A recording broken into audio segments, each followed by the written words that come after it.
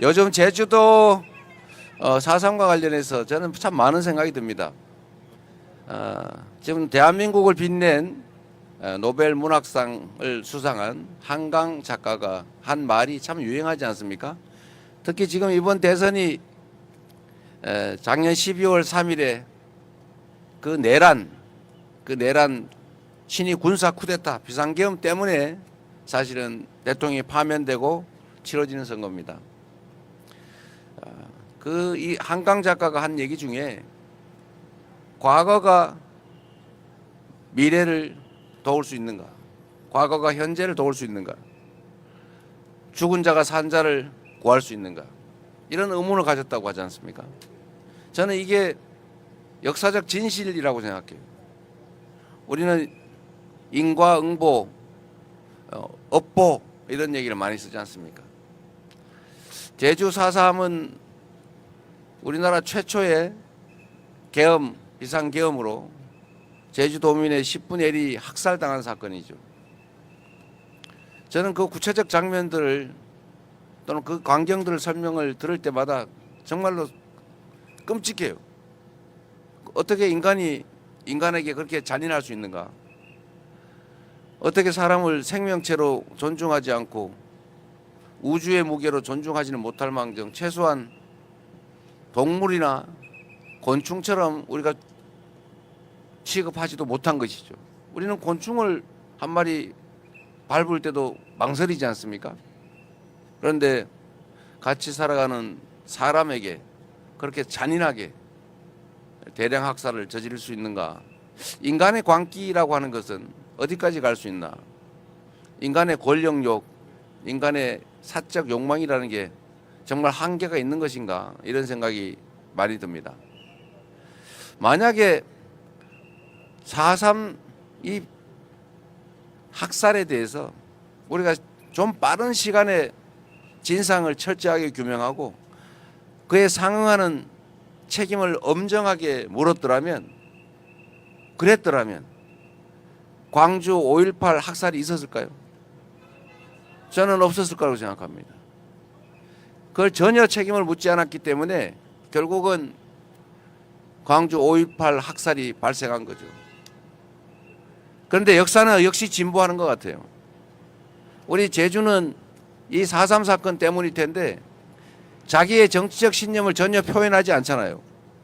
그래서 어제 누가 그런 얘기를 하던데 제주도에 왜 무소속이 많이 됐을까? 정치인들이 여당도 야당도 아닌 무소속만 찍는다. 그게 최근에는 이제 민주당으로 많이 바뀐 것 같아요. 그것도 아마 정치적 성향을 드러내면 위험하다라는 그런 역사적 체험 때문이 아닐까. 그 잔인한 기억 때문이 아닐까 생각이 되더라고요. 좀 어떠세요? 그러나 이제는 정치적 신념을 자유롭게 표출하지 않습니까? 제주 4.3에 대해서 저는 우리 더불어민주당이 노무현 대통령이 문재인 대통령이 참으로 많은 진척을 이뤄냈다고 생각해요. 진상규명도 했고 사과도 했고 법도 만들고 보상도 했지 않습니까? 그 점을 우리 제주도민들이 인정해주고 계시는 거죠? 그래서 제주는 아마도 우리 더불어민주당이 대형 사고를 치지 않는 한 이 성과에 대해서 많은 오랜 시간 기억해 주실 거라고 믿습니다. 그러나 아쉬운 것은 조금 더 일찍 했더라면 광주에 수백 명이 학살되는 그런 일들은 없었을 것이다 라는 아쉬움이 있죠. 그래도 안 하는 것보다는 하는 게 낫죠. 한다면 조금 빨리 했으면 좋았겠다. 이 말씀을 먼저 드리고요. 저는 광주 5.18 광주 민주화 운동 그것도 역시 이번 작년 12월 3일 내란 극복에 크게 영향을 미쳤다고 생각합니다.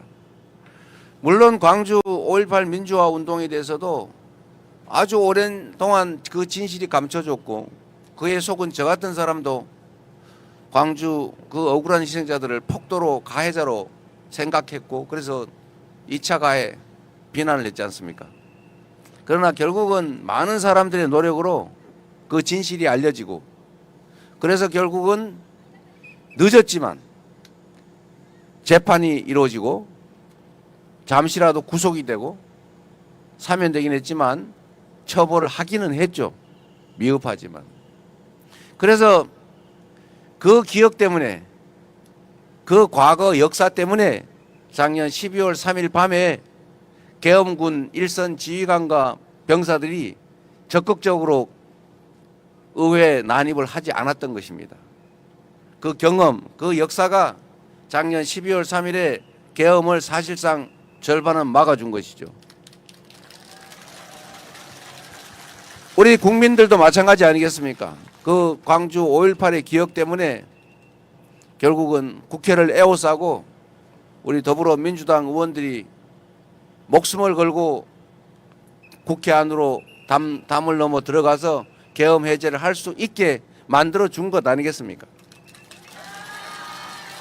그래서 수많은 사람들이 학살되었을 그 가능성을 막은 것입니다. 저는 그날 밤만 생각하면 지금도 모골이 송년해요. 그들은 수백 명을 배에 실어서 백령도 가는 선상에서 폭파시켜서 수장시켜 죽이려고 했지 않습니까? 그리고 5천 명에서 10,000명을 이런 방법 저런 방법 군 막사에 집어넣고 폭탄을 터뜨려서 죽이고 수리탄을 터뜨려 죽이고 죽지 않으면 확인 사살하겠다는 계획까지 세웠잖아요. 그것만 가지고는 부족하니까 음식물 식수에다가 독극물 화학약품 넣어가지고 어떻게 하자 이런 계획까지 메모되어 있지 않습니까? 실제로 그랬을 집단 아닙니까?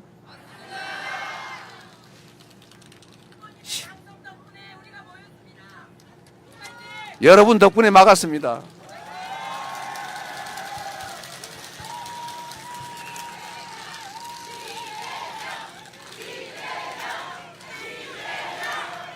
그날 밤에 광주 5.18의 그 장성들을 처벌하는 장면, 그 역사가 그래도 진상을 일부나마 규명하고 일부나마 적정하게 되지는 못했지만 일부나마 책임을 물은 그 역사가 결국 12월 3일에 계엄을 막았고 광주 5.18에서 희생된 그 수백 명의 영령들이 즉 죽은 자들이 12월 3일 작년 대한민국 국민들을 살려낸 것 아니겠습니까?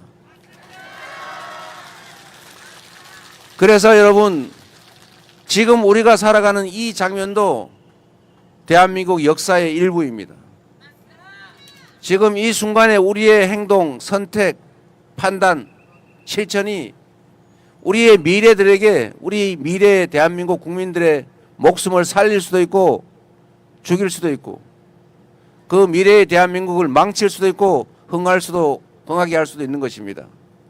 이번 6월 3일 대한민국 대통령 선거는 작년 12월 3일에 시작된 세 번째 제주 4.3을 청산하는 과정입니다.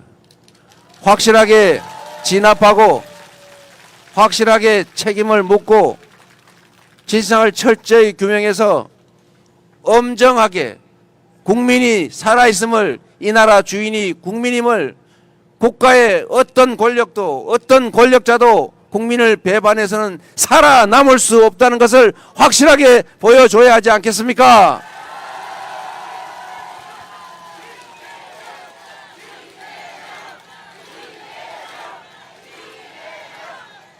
그래서 이번 6월 3일 선거는 더불어민주당의 이재명 대통령 후보를 뽑는 선거가 아닙니다.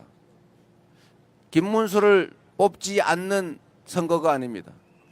이번 6월 3일 선거는 대한민국이 흥할 것이냐 망할 것이냐 4.3이 5.18이 다시 재발되는 그런 사회로 갈 것이냐 다시는 국민이 맡긴 총칼로 국민을 죽이려는 또는 죽이는 그런 일이 없는 진정한 민주공화국으로 갈 것이냐에 바로 분기점 역사적 분수령입니다. 이 분수령에 여러분은 역사적 증인으로 서 있는 것입니다. 여러분의 행동에 따라서 대한민국의 운명이 갈린다. 지금 이 순간 여러분의 표정과 여러분의 행동이 대한민국의 운명을 가른다. 동의하십니까, 여러분? 이재명을 뽑지 말고 여러분을 이 나라의 대통령으로 뽑는 진짜 국민이 주인인 진정한 대한민국을 만드는 선거다. 그렇게 생각해 주시기 바랍니다, 여러분.